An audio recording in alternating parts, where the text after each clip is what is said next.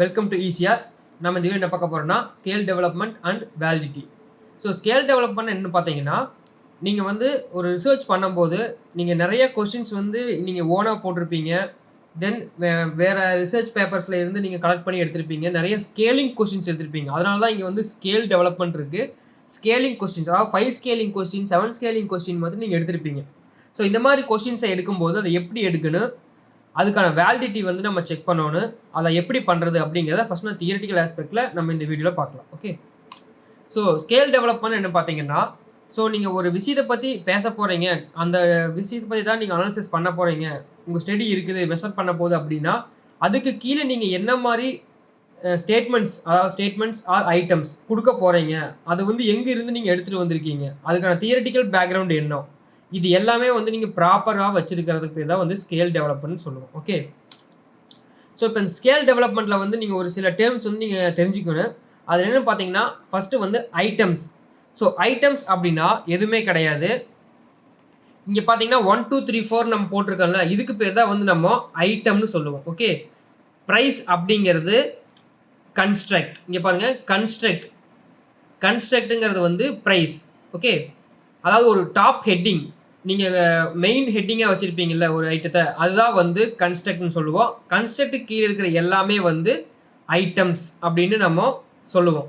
Okay, தென் variables அப்படின்னு பார்த்தீங்கன்னா, வேரியபிள்ங்கிறது நீங்கள் இண்டிபெண்ட் வேரியபிள், டிபெண்ட் வேரியபிள்னு நீங்கள் ஃபிக்ஸ் பண்ணுவீங்க. அதெல்லாம் ஏஜ், செக்ஸு, இன்கம், ரெசிடென்ஷியல் ஏரியாவாக இருக்கலாம், source of income, then source of awareness, இந்த மாதிரி ஐட்டம் எல்லாமே வந்து வேரியபிள் நீங்கள் சொல்லுவீங்க. Okay, then next scale generate.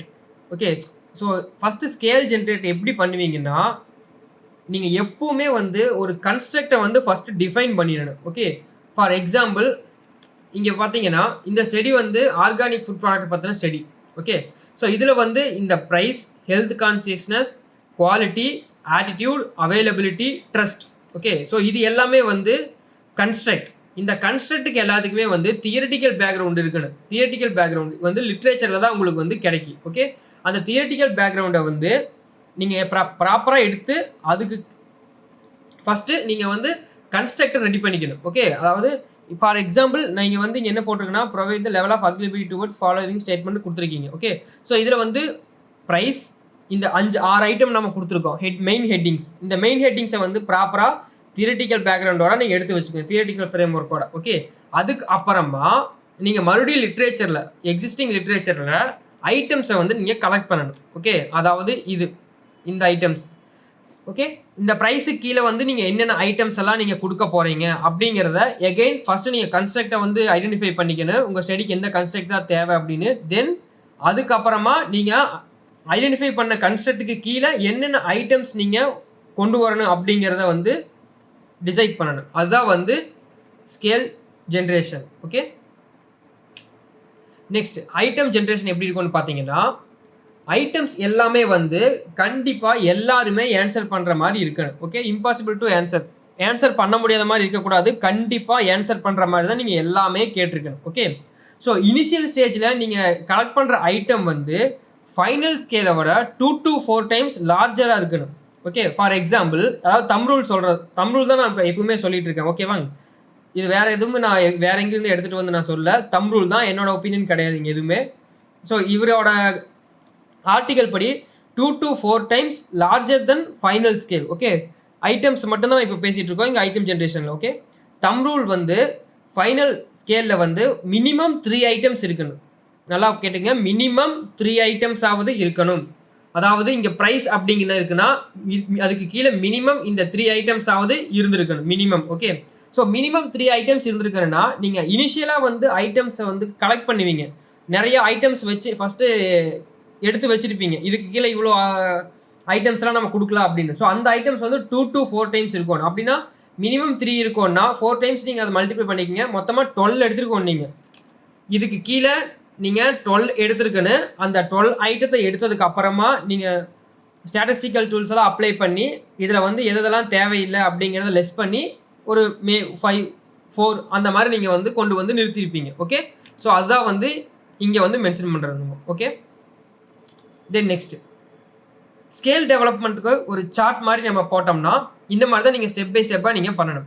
So first என்னென்னு பார்த்தீங்கன்னா theory develop. Okay, develop theory. நான் ஃபஸ்ட்டே சொன்ன மாதிரி இப்போ ப்ரைஸ், ஹெல்த் கான்ஷியஸ்னஸ் நான் இந்த கொஸ்டினில் நான் சொன்னேன். இது எல்லாத்தையுமே வந்து நீங்கள் ஃபஸ்ட்டு தியரிட்டிக்கலாக இது எல்லாமே வந்து உங்கள் ஸ்டடிக்கு ப்ரூஃப் ஒர்க் ஆகுமா ஆகாதாங்கிறத ஃபஸ்ட்டு நீங்கள் பார்க்கணும். நெக்ஸ்ட்டு என்ன பண்ணோன்னா generate pool of items. So நம்ம ப்ரீவியஸ் ஸ்லைடில் சொன்ன மாதிரி ஃபைனல் ஸ்கேல்லேருந்து 2 to 4 டைம்ஸ் உங்களோட ஐட்டம்ஸ் வந்து அதிகமாக இருந்திருக்கணும். அப்போது நீங்கள் வந்து நிறையா ஐட்டம்ஸை வந்து இந்த ப்ரைஸுக்கு கீழே நிறைய ஐட்டம்ஸ் கொண்டு வந்திருக்கணும், ஹெல்த்துக்கு கீழே நிறைய ஐட்டம்ஸ் எடுக்கணும், குவாலிட்டி கீழே நிறைய ஐட்டம்ஸ், இந்த மாதிரி ஒரு பூல் ஆஃப் ஐட்டம்ஸ் வந்து நீங்கள் எடுக்கணும். எடுத்ததுக்கப்புறம் அதிலிருந்து ரெடியூஸ் பண்ணணும். ஓகே, ஸோ இதெல்லாம் வந்து ஃபஸ்ட்டு வந்து இது வந்து தியரிட்டிக்கலாகவே ஃபஸ்ட் நீங்கள் வந்து ரெடியூஸ் பண்ணணும். ஃபஸ்ட்டு நீங்கள் ரீட் பண்ணி பார்க்கும்போதே தெரிஞ்சிடும் இது வந்து எக்ஸாக்டாக வந்து ப்ரைஸை தான் மீன் பண்ணுதா, கீழே இருக்கிற ஐட்டம்ஸ் வந்து எக்ஸாக்டாக ப்ரைஸை தான் ரெப்ரசன்டேட் பண்ணி இருக்குதா அப்படிங்கிறத ஃபஸ்ட்டு ரீட் பண்ணும்போதே உங்களுக்கு தெரியும். அப்போ வந்து ஒரு சில ஐட்டம்ஸை வந்து நீங்கள் ரெடியூஸ் பண்ணிடுவீங்க. ரெடியூஸ் பண்ணதுக்கப்புறம் நீங்கள் வந்து டேட்டா கலெக்ஷன் போகணும் ஃபஸ்ட்டு. அதாவது ப்ரீ டெஸ்ட்டுக்கு ஒரு 50 or 60 டேட்டா வந்து நீங்கள் கலெக்ட் பண்ணுங்க. ஃபஸ்ட்டு ப்ரீ டெஸ்ட்டுக்காக கலெக்ட் பண்ணுங்கள். கலெக்ட் பண்ணிவிட்டு நெக்ஸ்ட்டு வந்து டெவலப் பியூரிஃபைடு ஸ்கேல். ஸோ நம்ம வந்து ஒரு ஃபுல் ஃப்ளெஜ்டு ஸ்கேலை வந்து இனிமேல் தான் க்ரியேட் பண்ண போகிறோம். எப்படின்னு பார்த்தீங்கன்னா evaluate scale, reliability and validity. இந்த டெஸ்ட் நம்ம செக் பண்ணதுக்கு அப்புறமா தான் உங்களுக்கு ஃபைனல் ஸ்கேல் வந்து கிடைக்கும் எக்ஸாக்டாக. ஸோ இது எல்லாமே நீங்கள் பர்ஃபெக்டாக பண்ணிங்கன்னா உங்களுக்கு பர்ஃபெக்டான ஒரு ஸ்கேலிங்ஸ் வந்து கிடச்சிது. உங்களோட ஸ்டடிக்கு நீங்கள் இந்த மாதிரி ஐட்டம்ஸ் வந்து கரெக்டான ஐட்டம்ஸ் வந்து இருக்குது அப்படிங்கிறது உங்களுக்கு தெரிஞ்சிடும். ஸோ இதை எப்படி நம்ம வந்து கண்டுபிடிக்கிறது, இந்த எவால்யூவேட் ஸ்கேல், ரிலையபிலிட்டி அண்ட் வேலிடிட்டின்னு கொடுத்துருக்கு. இது எப்படி நம்ம கண்டுபிடிக்க போகிறோம் அப்படின்னு பார்த்தீங்கன்னா அது வந்து நான் நெக்ஸ்ட் ஸ்லைடில் சொல்லுவேன். ஓகே, ஸோ வேலிடிட்டி நம்ம பார்க்கணும். ஓகே, ஒரு கன்ஸ்ட்ரக்ட்டுக்கான வேலிடிட்டி நம்ம கண்டுபிடிக்கணும். பார்த்தீங்கன்னா கன்ஸ்ட்ரக்ட் வேலிடிட்டி. ஸோ ஈச் கன்ஸ்ட்ரக்ட்டுக்கு நம்ம வேலிடிட்டி இருக்காங்கிறத ஃபஸ்ட்டு நம்ம செக் பண்ணணும். ஓகே, அதுக்கு கீழே தான் வந்து இந்த 4 வேலிடிட்டியும் செக் பண்ணுவீங்க. இந்த கன்ஸ்ட்ரக்ட் வேலிடிட்டிக்கு கீழே தான் இந்த 4 வேலிடிட்டி இருக்குது. ஃபஸ்ட்டு வந்து கண்டென்ட் வேலிடிட்டி.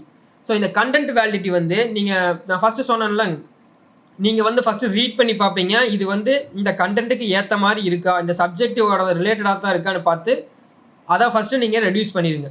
செக் பண்ணி பார்த்து அதில் ஓகே அப்படின்னா வச்சுருக்கணும், இல்லாட்டி நீங்கள் ரெடியூஸ் பண்ணிடுங்க. நெக்ஸ்ட்டு வந்து கன்வர்ஜென்ட் வேலிடிட்டி. இந்த கன்வர்ஜென்ட் வேலிடிட்டி என்னன்னு பார்த்தீங்கன்னா நத்திங். இப்போ வந்து இந்த ப்ரைஸ் அப்படிங்கிற ஏரியா கீழே இந்த 4 நான் கொடுத்துருக்கேன்னா இந்த 4மே வந்து ஒன்னோட ஒன்று கார்லேட் ஆயிருக்கா இல்லையா அப்படின்னு ஃபஸ்ட்டு பார்க்கணும். இது 4மே ஒன்னோட ஒன்று கார்லேட் ஆயிருக்கணும். அப்போ தான் வந்து இதுகளுக்குள் இந்த 4 ஐட்டம்ஸ்குள்ளேயுமே நல்ல ரிலேஷன்ஷிப் இருக்குது. இது எல்லாம் இந்த 4மே வந்து அப்போ இந்த ப்ரைஸை தான் வந்து ரெப்ரசன்ட் பண்ணுது அப்படின்னு மீனிங். ஃபார் எக்ஸாம்பிள் இந்த 1க்கு இந்த 4க்கு கார்லேட் இல்லைன்னா அப்போ இது 2ல் ஏதோ ஒன்று டூப்ளிகேட். இந்த ப்ரைஸை ரெப்ரசன்ட் பண்ணாமல் இது 2ல் ஏதோ ஒன்று தேவையில்லாமல் இங்கே உட்காந்துட்டு இருக்குன்னு அர்த்தம். அப்போ நீங்கள் அதில் ஏதாச்சும் ஒன்று ரிமூவ் பண்ணணும். ஓகே, நான் தியரிட்டிக்கல் பற்றி தான் பேசிகிட்டு இருக்கேன். இதை வந்து நான் அனாலிசிஸில் வந்து உங்களுக்கு எப்படி போகிறதுன்னு ஃபியூச்சர் வர வீடியோவில் நான் சொல்லித்தரேன். ஓகே, நெக்ஸ்ட்டு வந்து டிஸ்கிரிமினன்ட் வேலிடிட்டி. டிஸ்கிரிமினன்ட் வேலிடிட்டி என்னென்னு பார்த்தீங்கன்னா கன்ஸ்ட்ரக்ட்டுக்கும் இன்னொரு கன்ஸ்ட்ரக்ட்டுக்கும் வந்து கார்லேஷன் இருக்குதான்னு செக் பண்ணுவோம். ஓகே, அது எப்படின்னு நான் சொல்கிறேன். இப்போ என்னென்னு பார்த்தீங்கன்னா இப்போ ப்ரைஸ் அப்படிங்கிற ஹெட்டிங் கீழே இந்த 4 இருக்குன்னா இந்த 4மே வந்து கார்லேட் ஆயிருக்கணும். அதாவது இந்த ப்ரைஸை தான் வந்து இந்த 4மே ரெப்ரசன்டேட் பண்ணுது அப்படிங்கிறது ப்ரூஃப் பண்ணியிருக்கணும். ஓகே, அப்போது கார்லேட் ஆயிருக்கணும்னு அர்த்தம். இப்போது டிஸ்கிரிமினேட் வேலிடிட்டி கண்டுபிடிக்கும் போது என்ன பண்ணணும்னா நீங்கள் இந்த ப்ரைஸுக்கும் ஹெல்த் கான்சியஸ்னஸ்க்கும் கார்லேஷன் இருக்கான்னு செக் பண்ணணும்.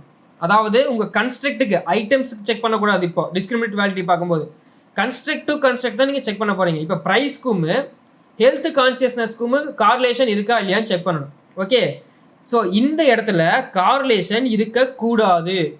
நான் ஏன் இருக்கக்கூடாதுன்னு சொல்கிறேன்னா இப்போ ப்ரைஸுக்கும் ஹெல்த் கான்சியஸ்னஸ்க்கும் கார்லேஷன் ஹையாக இருக்குன்னு வைங்க, 2மே வந்து ஒரே விதமானது அப்படிங்கிறது ப்ரூவ் ஆயிடும்.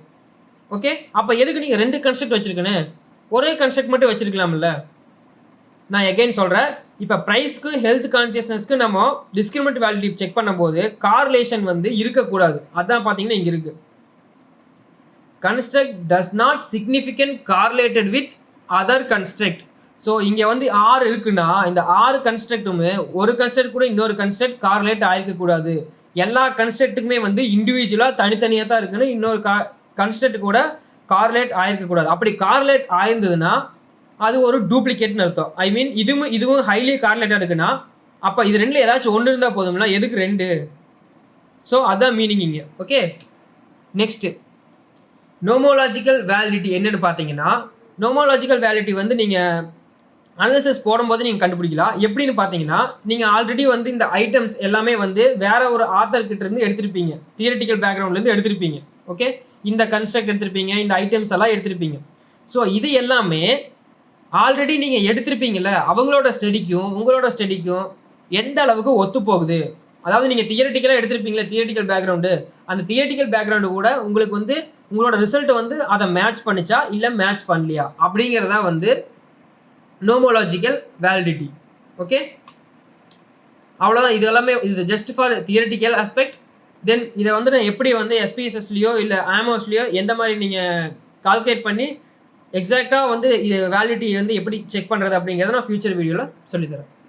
தேங்க்ஸ் ஃபார் வாட்சிங் வீடியோ.